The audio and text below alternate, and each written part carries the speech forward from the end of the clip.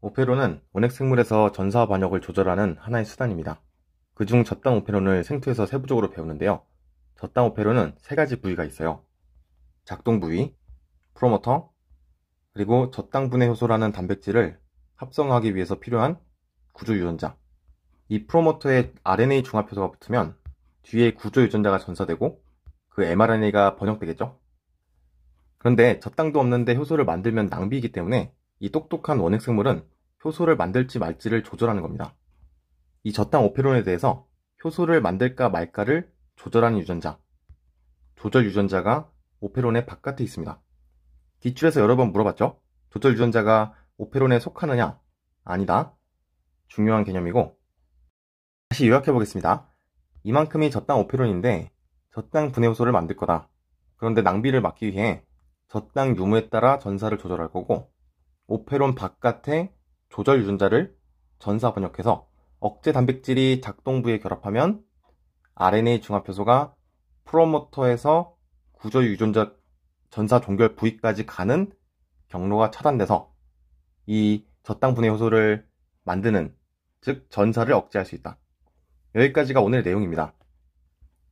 결합하냐 안 하냐를 표로 문제로 내잖아요. 아니, 엄청 옛날에 문제 보면 냈었죠. 그 내용은 다음 시간에 할 거고요. 다음 시간에 할 것을 맛보기를 하자면 앞에 내용에서 언급된 용어들을 약자로 표기할 겁니다. 저당 오페론이 뭐 하는 놈이었는지, 그리고 이 약자들 충분히 익히시고 잘 정리하신 다음에 문제 불러 따라오세요. 26학년도 대비 수능 특강의 문제입니다. 이 그래프가 EBS는 자주 나오는데 평가원에서는 낸 적이 없어요. 그래도 내용이 중요해서 알아둘 필요가 있습니다.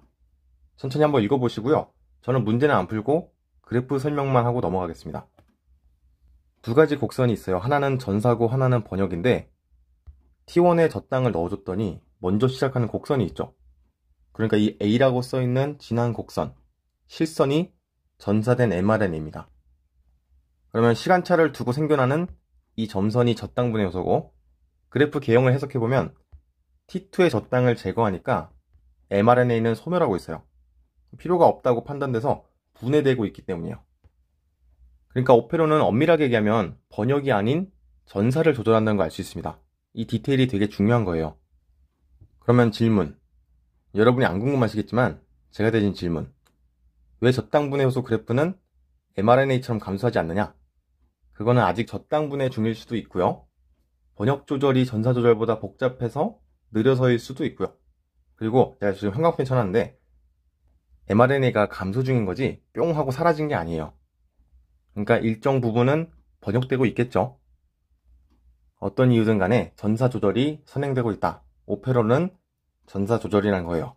직접적으로 번역 조절을 하는 게 아니고, 혹시라도 이 개념을 물어보면 헷갈리지 마세요. 1호 수능 문제입니다. 생투 역사상 복수정답이 났던 문제예요. 문제 다 풀고 이유를 설명드릴게요. IP이고 기억 니은 저당 배제, 기억선지 저당 배제에서 야생형은 RNA 조합효소가 프로모터에 붙겠죠? 그래서 니은이라서 아니고, B에서 결실된 건 니은 맞습니다. 구간 1에서 저당 분해 효소량은 야생형이 A보다 많느냐? 아니죠. A는 처음부터 전사하고 있으니까 답은 니은. 발문에서 오페론과 조절 유전자를 이렇게 따로 언급하는 게 보이죠? 조절 유전자는 오페론 바깥에 있다.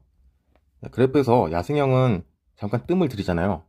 아직 저당이 왔는지 모르는 거예요. 이동안은 전사를 할 준비도 하고 있겠지?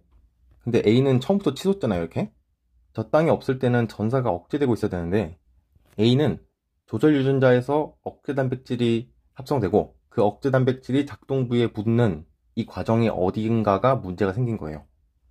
그러니까 A에는 I나 O가 돌연변이가 생겼다고 할 수 있겠고, 반대로 니은은 그냥 계속 쳐져 있죠. 그 말은 RNA 중합효소가 프로모터에 붙어서 구조 유전자가 전사되고 번역돼서 저당 분해 효소가 생성되는 이 일련의 과정에 어딘가가 문제가 생겼다. 그래서 프로모터 또는 구조 유전자 결실일 수 있다. 문제에서는 I랑 P만 기억과 니은이 될 수 있다고 했으니까 문제는 쉽게 풀 수 있겠죠.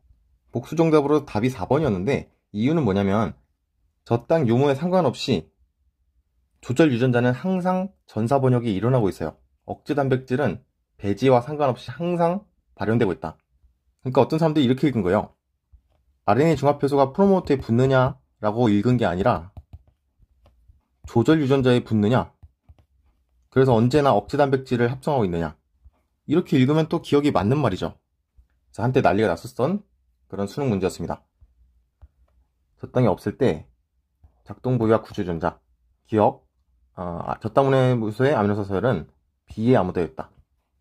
이게 구조 유전자의 뜻입니다. 니은 작동 부위에 결합한 억제 단백질에 의해 B의 전사가 억제된다. 틀렸고, B는 젖당 오페론의 구성 요소다. 프로모터, 작동 부위, 구조 유전자. 답은 2번. 그림은 젖당 배지에서 프로모터나 조절 유전자가 결실된 도료면 중 하나다. T2는 젖당이 고갈된 시점이다.